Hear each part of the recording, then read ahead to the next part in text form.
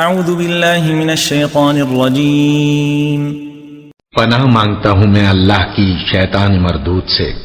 واتخذ قوم موسى من بعده من حليهم عجلا جسدا له خوار ألم يروا أنه لا يكلمهم ولا يهديهم سبيلا اتخذوه وكانوا ظالمين۔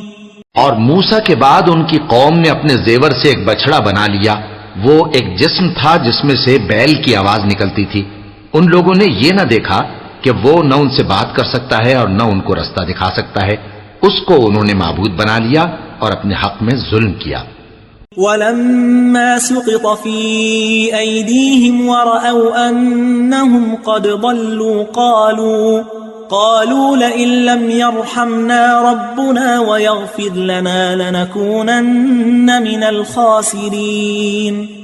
اور جب وہ نادم ہوئے اور دیکھا کہ گمراہ ہو گئے ہیں تو کہنے لگے کہ اگر ہمارا پروردگار ہم پر رحم نہیں کرے گا اور ہم کو معاف نہیں فرمائے گا تو ہم برباد ہو جائیں گے۔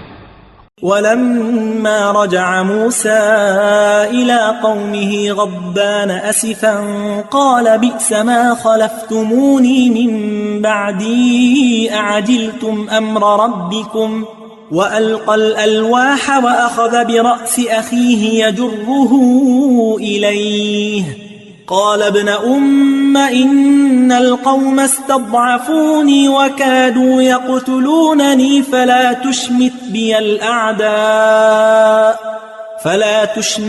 الأعداء ولا تجعلني مع القوم الظالمين۔ اور جب موسیٰ اپنی قوم میں نہایت غصے اور افسوس کی حالت میں واپس آئے تو کہنے لگے کہ تم نے میرے بعد بہت ہی برا کام کیا، کیا تم نے اپنے پروردگار کا حکم جلد چاہا؟ یہ کہا اور شدت غضب سے تورات کی تختیاں ڈال دی اور اپنے بھائی کا سر پکڑ کر اپنی طرف کھینچنے لگے۔ انہوں نے کہا کہ بھائی جان، لوگ تو مجھے کمزور سمجھتے تھے اور قریب تھا کہ قتل کر دیں، تو ایسا کام نہ کیجیے کہ دشمن مجھ پر ہنسیں اور مجھے ظالم لوگوں میں شامل نہ سمجھیے۔ قال رب اغفر لي ولأخي وأدخلنا في رحمتك وأنت أرحم الراحمين۔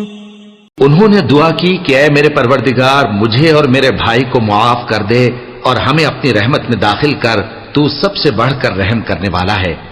ان الذين اتخذوا العجل سينالهم غضب من ربهم وذلة في الحياة الدنيا وكذلك نجزي المفترين۔ جن لوگوں نے بچڑے کو معبود بنا لیا تھا ان پر ان کے پروردگار کا غضب واقع ہوگا اور دنیا کی زندگی میں ذلت نصیب ہوگی، اور ہم افترا پردازوں کو ایسا ہی بدلہ دیا کرتے ہیں۔ والذین عملوا السیئات ثم تابوا من بعدها وآمنوا ان ربک من بعدها لغفور رحیم۔ اور جنہوں نے برے کام کیے پھر اس کے بعد توبہ کر لی اور ایمان لے آئے تو کچھ شک نہیں کہ تمہارا پروردگار اس کے بعد بخش دے گا کہ وہ بخشنے والا مہربان ہے۔